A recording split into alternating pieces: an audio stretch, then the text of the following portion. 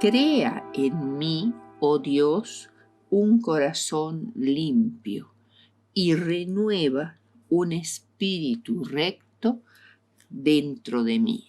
Salmo 51:10.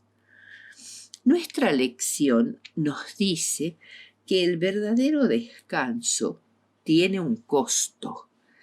El pecador es por naturaleza un enemigo de Dios y para él no hay paz, descanso, tranquilidad ni seguridad. Pero los impíos son como la mar en tempestad, que no puede estarse quieto, y sus aguas arrojan cieno y lodo.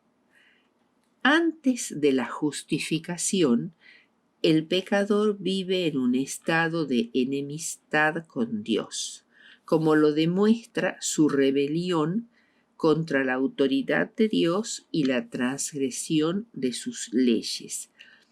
Pero después que se ha reconciliado, está en paz con Dios.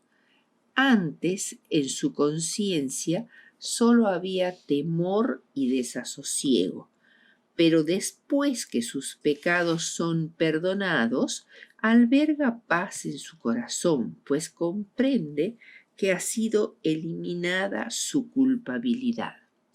Justificados, pues, por la fe, tenemos paz para con Dios por medio de nuestro Señor Jesucristo, dice Romanos 5:1.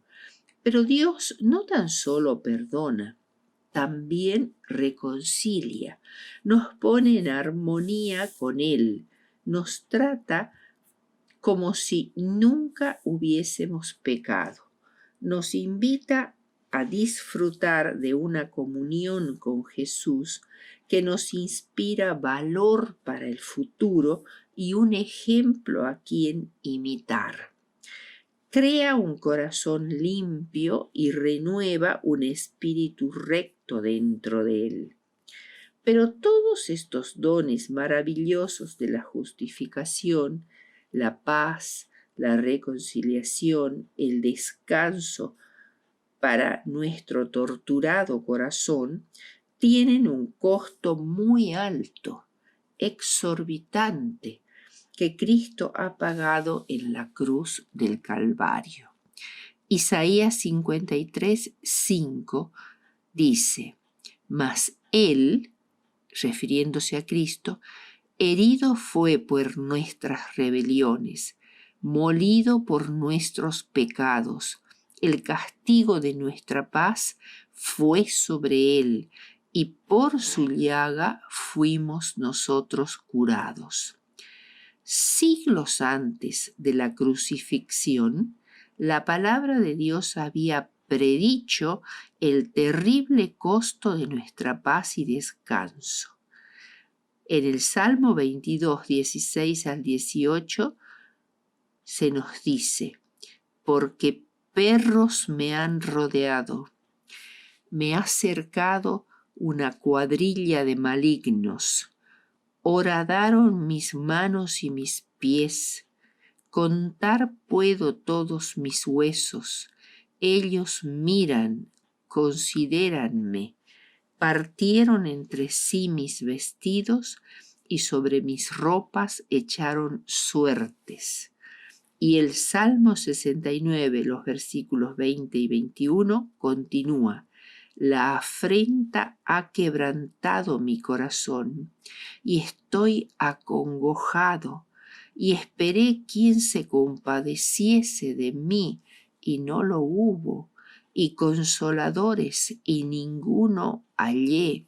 Pusiéronme además hiel por comida, y en mi sed me dieron a beber vinagre.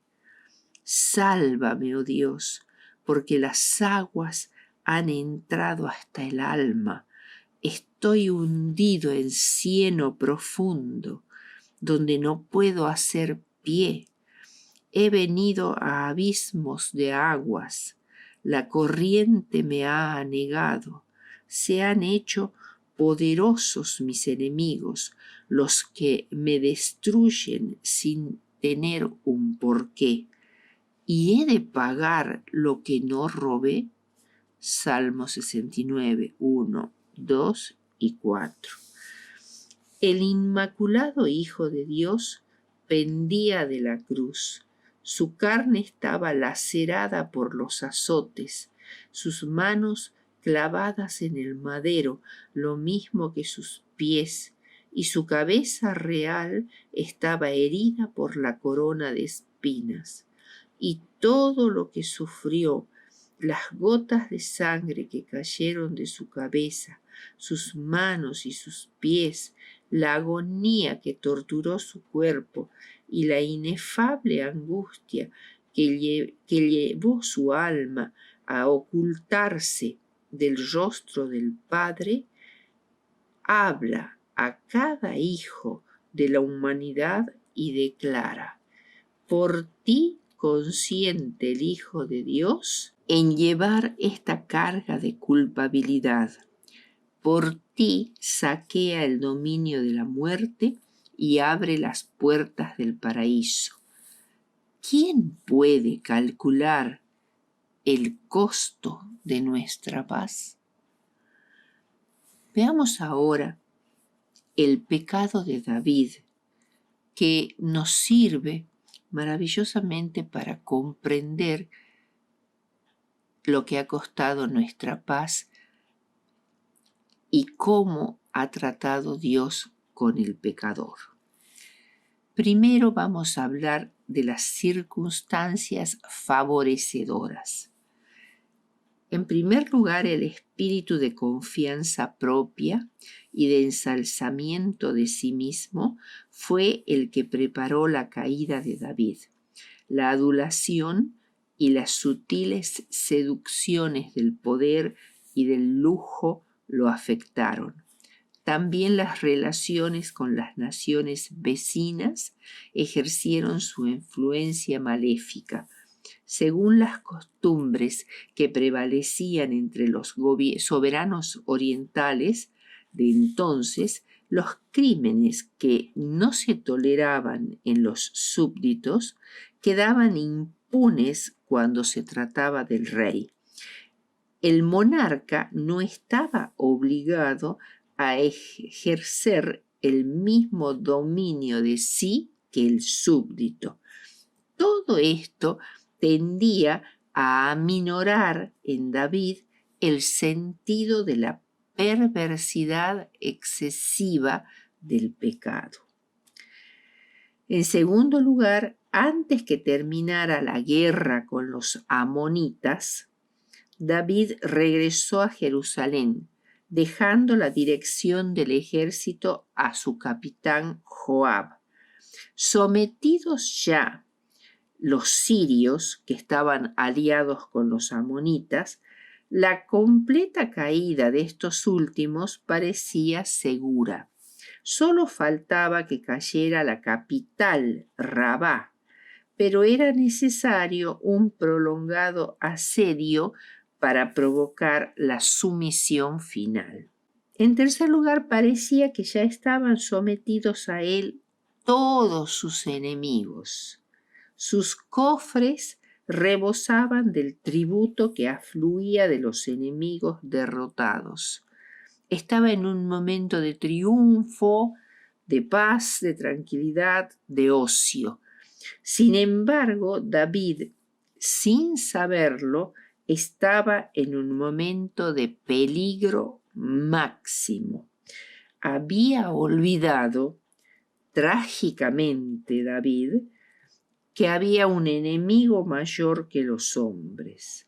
Satanás eligió ese momento en que se habían debilitado las defensas internas del alma para poner delante del rey una tentación que había de causarle profunda humillación y desgracia. Cuando David vio desde el terrado de su palacio a la bella mujer bañándose, surgió la tentación.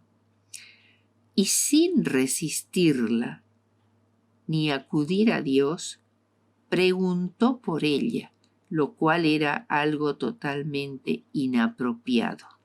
Se le informó que se trataba de Betsabé, hija de Eliam y mujer de Urías Eteo. No se trataba de cualquier mujer.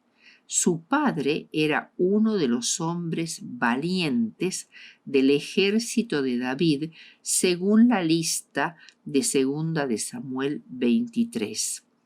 Y su abuelo era Ahitofel, el afamado y bien conocido consejero de David. 2 de Samuel 15:12. Además, ella era una mujer casada y su esposo Urías era un valeroso soldado y un hombre de carácter recto y leal, uno de los oficiales más nobles y dignos de confianza de David, un hombre de raza extranjera, hitita, que se había relacionado con el verdadero Dios. Estas, sin duda alguna, eran circunstancias terriblemente agravantes del pecado de David. Sin embargo, David no retrocedió ante nada y envió a tomar a Betsabé y traerla al palacio y durmió con ella. Para este tiempo David ya tenía 6 esposas: Ahinoam, jezreelita, Abigail, la ex mujer de Nabal de Carmel, Maaca, hija de Talmai, rey de Gesur, Agit, Abital y Egla, y además 6 hijos, y por ley había heredado el harén de Saúl. Ocurrió lo peor. Betsabé le informó que estaba embarazada. Culpable y sin arrepentimiento, David no pidió ayuda ni dirección al cielo, sino que buscó por sí mismo la manera de desenredarse de la maraña en la cual el pecado lo había envuelto. Nadie podía prever cuál sería el resultado si se descubría su adulterio. La ley de Dios declaraba al adúltero culpable de muerte, y Urías, un soldado de espíritu orgulloso, tan vergonzosamente agraviado, podría vengarse matando al rey o incitando a la nación a la revuelta. El rey entonces hizo venir a Urías desde el frente de batalla a Jerusalén para que durmiera con su esposa y hacerle creer así que era suyo el hijo engendrado en adulterio. Pero, habiendo fallado todo esfuerzo, en su desesperación agregó un asesinato al adulterio.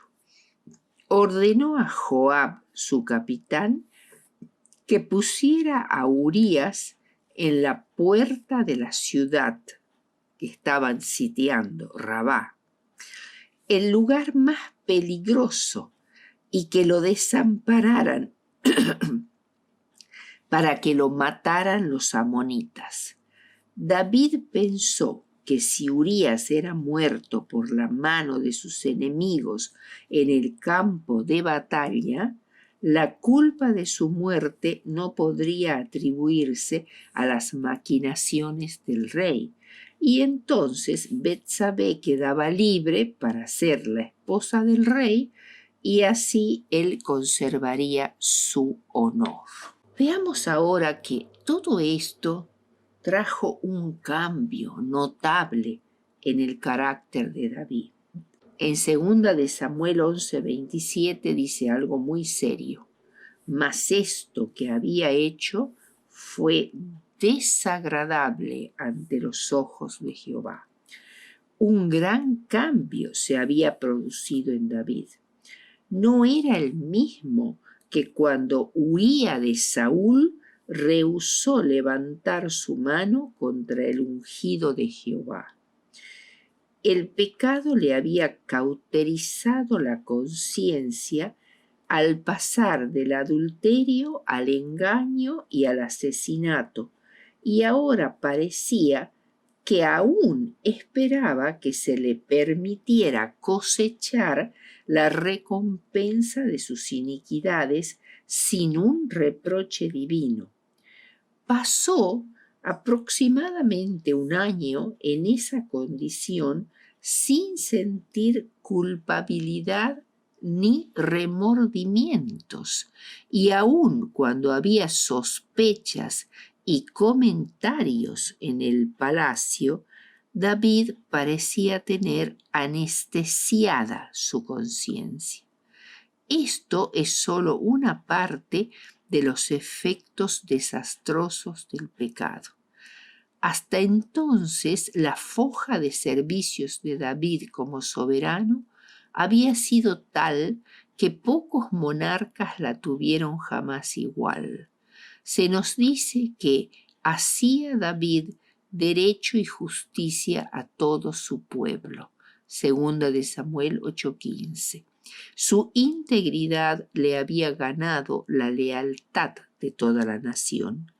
Pero cuando se apartó de Dios y se dio al maligno, se hizo por el momento un agente de Satanás. Sin embargo, conservaba el puesto y la autoridad que Dios le había dado, y por causa de esto exigía ser obedecido en cosas que hacían peligrar el alma del que las hiciera. Y Joab, más leal al rey que a Dios, violó la ley por orden del rey. ¡Ay! Cuánto se había envilecido el oro fino, cuánto había cambiado el oro más puro. Dios interviene. ¿Por qué la Biblia dedicaría 2 capítulos completos a la sórdida historia de David y Betsabé? ¿Para qué sirve contar esta historia? ¿Por qué revelar los detalles íntimos y vergonzosos de la vida de David? La respuesta a esta pregunta es amplia. David no solo era el gobernante civil de su pueblo, sino principalmente era el ungido de Jehová, el que presidía la teocracia, el que debía sostener y poner en vigencia la ley de Jehová. Con su pecado, David había provocado una deshonra para el nombre del Señor, y por ello el Señor Dios envió a Natán con su mensaje de reproche para que el descarriado rey se diera cuenta de la magnitud de su crimen y se arrepintiera. Satanás presenta a los hombres el camino de la transgresión como algo apetecible, algo fascinante. Empero su fin son caminos de muerte. Proverbios 14:12. En su misericordia, Dios no dejó a David abandonado para que fuese atraído a la ruina total por los engaños del pecado. Satanás había destruido al rey Saúl de esta manera y ahora se proponía hacer lo mismo con David. Y en tercer lugar, también por causa de Israel, era necesario que Dios interviniera. Con el tiempo se fueron filtrando rumores acerca del pecado de David con Betsabé y Urías, y esto echaba oprobio sobre el nombre de Dios, tendía a rebajar las normas de la piedad en Israel, a disminuir el aborrecimiento del pecado y envalentonaba la transgresión en los que no amaban ni temían a Dios. Natán, el profeta de Dios, recibió órdenes de llevar un mensaje de reprensión a David. Era un mensaje terrible en su severidad. A pocos soberanos se les podría haber dirigido una reprensión tal sin que el mensajero perdiese la vida. La alegoría fue hábilmente preparada por Natán para que despertara la indignación de David y así pronunciara una sentencia sobre el delito que él mismo había cometido. La misión de Natán requirió habilidad y valor para que el rey se conmoviera profundamente. Los detalles fueron presentados como para despertar simpatía hacia el dueño de la corderita e indignación hacia el hombre que se aprovechó de su prójimo. A pesar de su pecado, David conservaba un sentido innato de justicia y prestamente dio su veredicto. Con un solemne juramento pronunció la condenación del hombre que había matado la corderita única de su vecino, pero lo que en realidad había hecho era condenarse a sí mismo. Con gran osadía y prontitud, Natán fijó los ojos en el rey y alzando la mano derecha le declaró solemnemente: «Tú eres aquel hombre.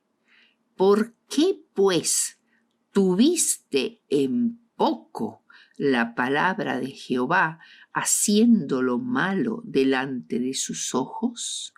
A Urías Heteo heriste a cuchillo y tomaste por tu mujer a su mujer, y a él mataste con el cuchillo de los hijos de Amón, por lo cual ahora no se apartará jamás de tu casa la espada.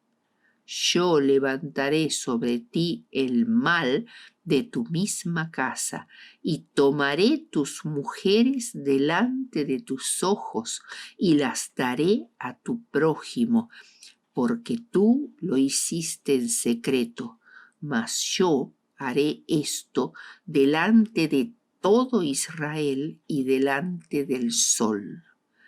David, quien se había rendido a la tentación y al tratar de encubrir su falta se había entrampado cada vez más en la red del mal, quien por un tiempo estuvo su entendimiento ofuscado por un delirio de poder, prosperidad y perfidia, ahora volvió en sí súbitamente. Y veamos entonces el arrepentimiento y la confesión. El reproche del profeta quebrantó el corazón de David. Se despertó su conciencia y su culpa le apareció en toda su enormidad. Su alma se postró en penitencia ante Dios. Con labios temblorosos exclamó: «Pequé contra Jehová». David había cometido un grave pecado contra Urías y Betsabé, pero mucho más grave era su pecado contra Dios. Aunque no había nadie en Israel que ejecutara la sentencia de muerte contra el ungido del Señor por su adulterio, David tembló por temor de que culpable y sin perdón, fuese abatido por el rápido juicio de Dios. Pero inmediatamente Natán dijo: también Jehová ha remitido tu pecado, no morirás. Segunda de Samuel 12:13. Pocos han sido culpables de un acto más vil, una ingratitud mayor, un egoísmo más intenso y brutal como lo fue David cuando mandó asesinar a Urías.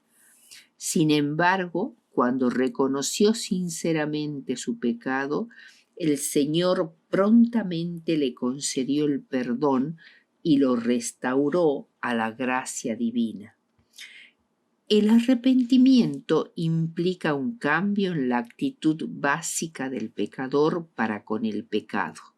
Generalmente los hombres pecan porque desean hacerlo.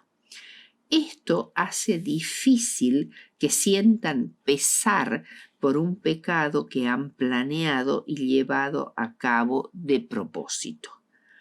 Solo podrán hallar el arrepentimiento cuando estén dispuestos a cambiar por completo sus conceptos y su conducta con la ayuda de Dios, a desarraigar de su naturaleza el mal que ocasionó su transgresión.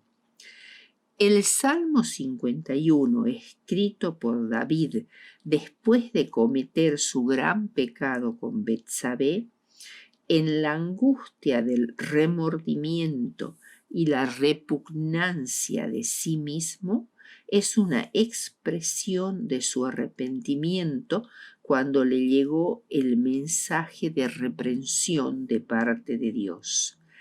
Un himno que había de cantarse en las asambleas públicas de su pueblo, en presencia de la corte, los sacerdotes y los jueces, los príncipes y guerreros, que iba a preservar hasta la última generación el conocimiento de su caída.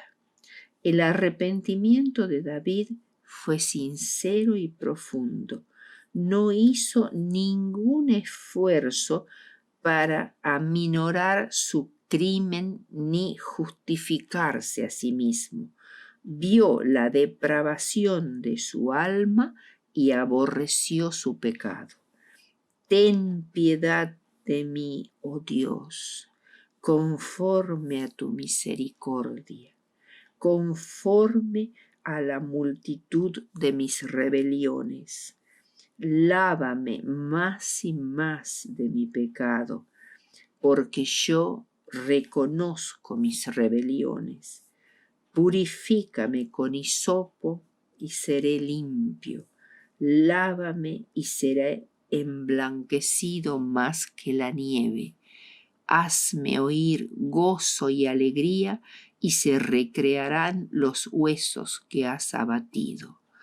Crea en mí, oh Dios, un corazón limpio y renueva un espíritu recto dentro de mí.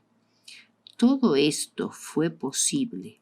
El perdón, la purificación, la recreación y el descanso para el pobre corazón torturado de David, porque Cristo pagaría el enorme precio de su paz en la cruz.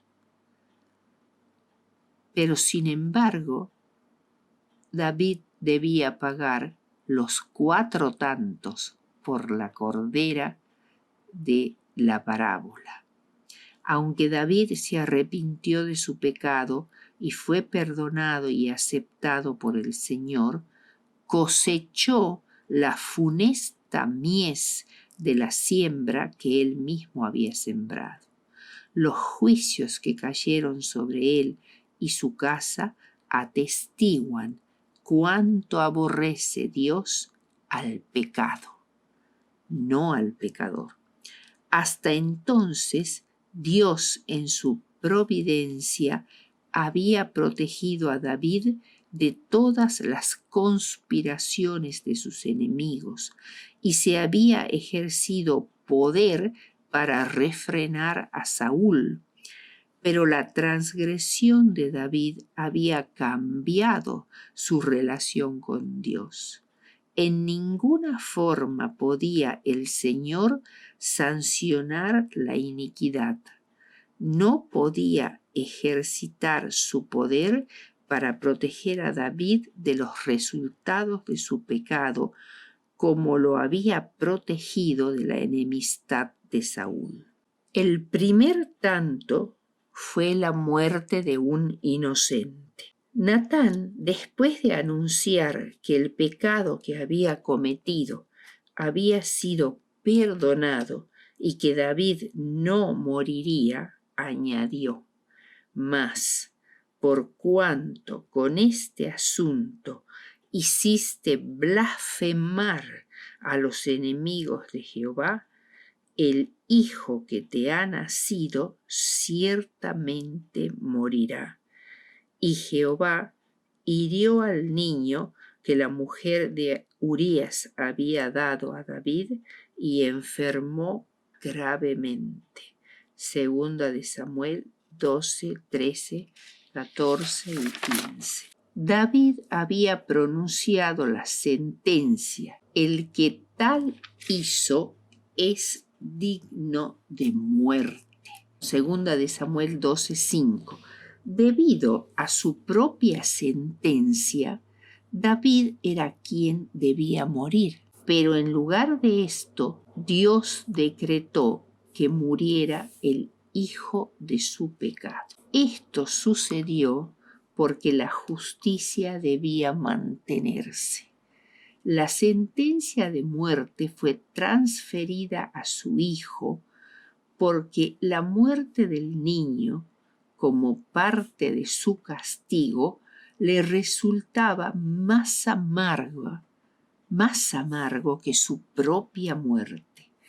Por causa de que con este negocio hiciste blasfemar a los enemigos de Jehová. Más de un escéptico, haciendo resaltar este caso, ha blasfemado el nombre de Dios y ha arrojado un baldón sobre la iglesia hasta el tiempo presente. Había caído el primer golpe de aquel castigo que el rey mismo había declarado justo.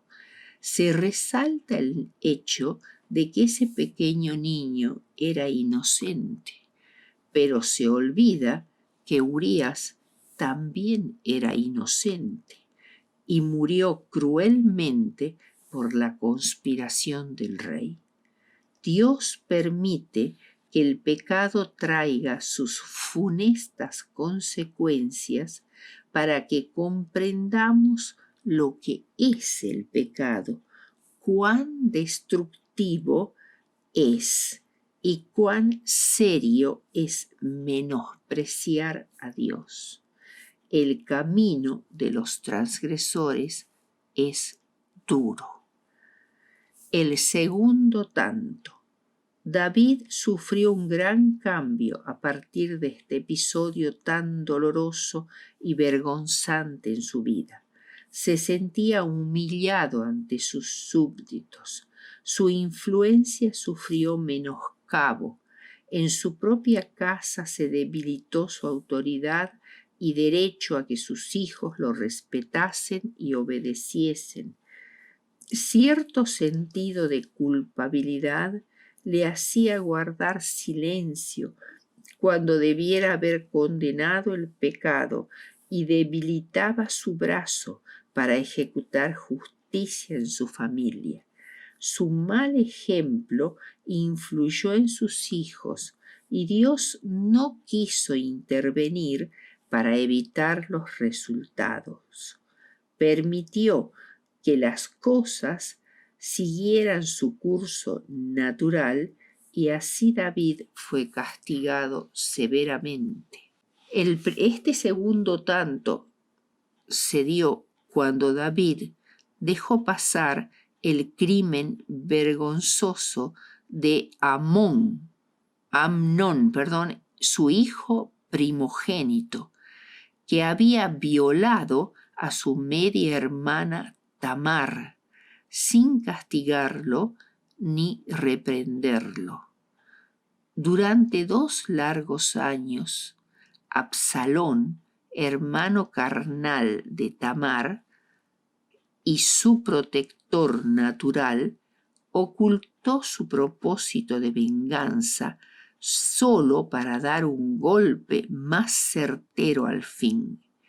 En un festín de los hijos del rey, el borracho e incestuoso Amnón fue muerto por orden de su hermano. Absalón huyó a Talmai, rey de Gesur, su abuelo. Dios había soportado a Amnón por mucho tiempo, esperando que se arrepintiese, y el Señor permitió que los acontecimientos siguieran su curso natural, de tal manera que una serie de circunstancias castigaran el pecado con el pecado.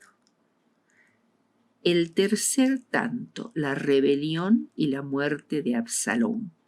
Cuando Absalón, hombre enérgico, ambicioso y sin principios, se autodesterró, su padre le negó el permiso para regresar, pero finalmente le permitió volver. En la opinión del pueblo, Absalón era un héroe, no un delincuente. Su aspecto personal, su hermosura y su porte majestuoso hacían que se ganara el corazón del pueblo. David no le permitía entrar en su presencia. Parecía estar moralmente paralizado, débil e irresoluto. Así fue que Absalón conspiró contra su padre David con el consejo de Ahitofel, el abuelo de Betsabé, que tenía un gran resentimiento contra David por la cuestión de Betsabé, y se proclamó rey. David, para evitar que Jerusalén fuera bañada en sangre por una guerra civil, decidió salir de la capital dejando el trono vacío, con una larga procesión de sus fieles soldados. David subió la cuesta del Monte de los Olivos llorando, con la cabeza cubierta y los pies descalzos. Aún en esta hora tan amarga, Dios no abandonó a David. Hizo pasar a David bajo la vara, pero no lo destruyó. El horno de fuego es para purificar, no para consumir. Salmo 89, 30 al 33. David y los suyos lograron cruzar el río Jordán y refugiarse en Mahanaim, ciudad poderosamente fortificada. Finalmente se encontraron las fuerzas de David con las de Absalón en las espesuras de bosques y pantanos, y los de Absalón perdieron ante los ejércitos de David. Joab, yendo en contra de los ruegos de David, mató a Absalón, trabado por sus largos cabellos en un alcornoque con 3 flechazos certeros en su corazón. El cuarto tanto. En los últimos años de David, a los 70 años, tuvo que soportar el cuarto tanto, el último fruto de la complacencia paternal de David. fue la rebelión de Adonía, otro de sus hijos, hombre de hermoso parecer en su persona y porte, pero sin principios de ninguna clase y temerario. En su juventud nunca se le había sometido a restricción o disciplina. Se rebeló contra la autoridad de Dios, que había designado a Salomón como sucesor de David en el trono. Los conspiradores se habían reunido en una gran fiesta cerca de Jerusalén para proclamar rey a Adonía. Cuando los adeptos al rey supieron esto, actuaron rápidamente. David abdicó el trono en favor de Salomón, quien fue enseguida ungido y proclamado rey. La conspiración fue aplastada y se le perdonó la vida a Adonías momentáneamente, ya que posteriormente fue ejecutado por Salomón después de la muerte de David. Conclusión. La historia de David, su terrible pecado y su perdón es una de las ilustraciones más poderosas acerca del verdadero arrepentimiento y del peso de la culpa que nos agobia. Hay esperanza de alcanzar descanso y paz para quien quiera que humille su alma con la confesión y el arrepentimiento, tal como lo hizo David. Dios ha dado esta promesa: echen mano de mi fortaleza y hagan paz conmigo. Sí, que hagan paz conmigo. Deje el impío su camino y el hombre inicuo sus pensamientos, y vuélvase a Jehová, el cual tendrá de él misericordia y será amplio en perdonar. Isaías 27:5 y 55:7.